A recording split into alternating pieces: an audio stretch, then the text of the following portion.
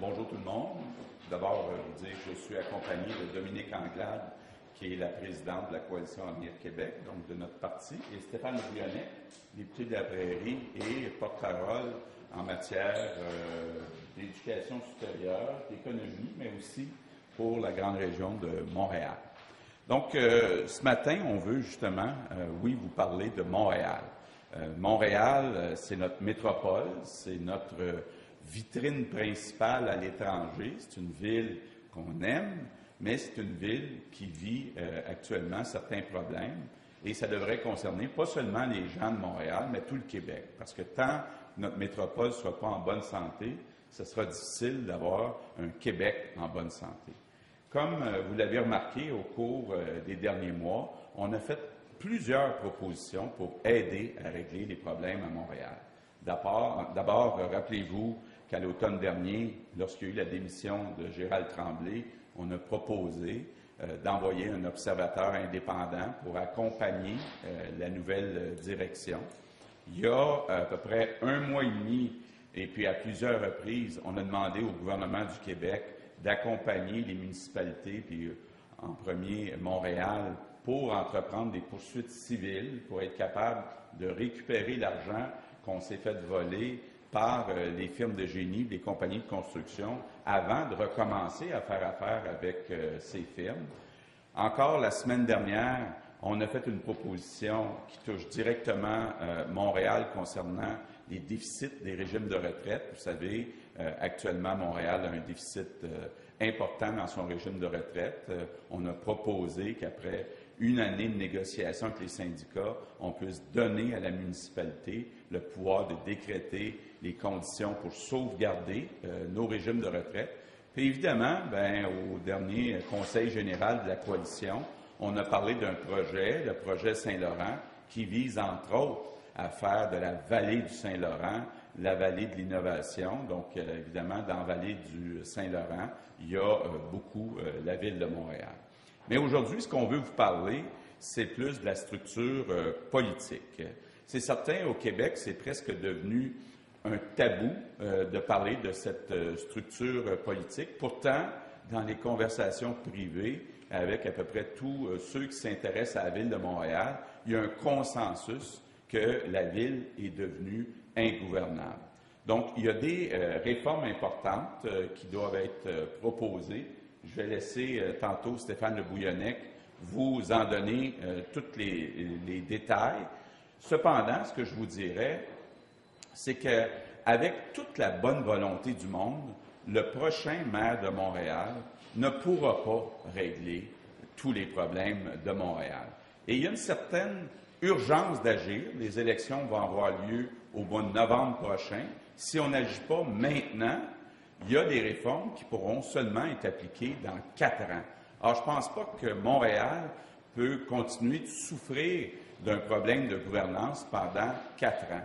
C'est pour ça que ce qu'on dit ce matin, c'est dans la structure actuelle, avec 103 élus à Montréal, la ville est devenue ingouvernable et on propose donc d'abord de réduire le nombre d'élus à 61. On propose aussi un mécanisme pour revoir le nombre d'arrondissements et la répartition des pouvoirs entre les arrondissements et la ville-centre. Puis on pense que ces changements sont nécessaires pour être capable d'avoir une gestion efficace et cohérente à Montréal. Avant de passer la parole à Stéphane Bouillonnec, peut-être 2 dernières remarques. D'abord, l'importance d'agir rapidement. Nous, on croit que c'est possible, au cours des prochaines semaines, de revoir la structure de Montréal pour être capable d'avoir cette structure applicable lors de l'élection du mois de novembre. Donc, on pense là qu'il y a comme une fenêtre d'opportunité qui est absolument exceptionnelle et qu'on doit utiliser pour être capable de faire les changements maintenant et non pas dans 4 ans. Deuxièmement, la proposition qu'on fait ce matin, c'est une proposition qui est non partisane. Ce matin, Stéphane Bouillonnec a parlé avec le ministre responsable de Montréal, Jean-François Lisée, a parlé aussi avec Pierre Arcan, qui est le porte-parole du Parti libéral pour la métropole. Pourquoi? Pour être capable, ensemble, de mettre nos différents côtés pour une fois, puis d'agir pour le bien-être de Montréal, puis de l'ensemble des Québécois. Sur ce, je laisse la parole à Stéphane Le Bouillonnais. Merci, M. Legault. Bonjour à tous et à toutes. Donc, effectivement, il y a maintenant un large consensus auprès des Montréalais et même des Québécois, je dirais, pour que nous puissions aborder de manière sereine une réforme des structures de gouvernance de Montréal. Sans revenir sur tous les événements, on se rappellera que la Chambre de commerce du Montréal métropolitain avait sponsorisé le rapport Côté-Séguin, par exemple, qui qualifiait effectivement la ville de dysfonctionnelle. On l'a revu avec le rapport Léonard de la semaine dernière. Ce qu'on propose, c'est une approche en 2 étapes. La première étape se passe à Québec. La première étape, dans un appel non partisan, on demande aux autres partis à l'Assemblée nationale immédiatement de changer les structures de gouvernance de Montréal en réduisant le nombre d'arrondissements de 19 à 12. Effectivement, ce faisant, nous réduisons en même temps le nombre d'élus de 103 à 61 élus, si nous incluons le maire de Montréal. Pour vous donner des comparaisons, Toronto, par exemple, avec 4 millions d'habitants, n'a que 45 élus.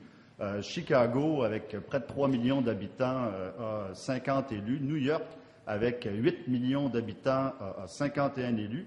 Plus près de nous, Calgary, ville de 1 million d'habitants, Montréal a 1,6 million d'habitants, 15 élus. Ottawa, par exemple, avec un peu moins d'1 million d'habitants, 24 élus. Québec, avec 500 000 habitants, 26 élus, pour vous donner des ordres de grandeur.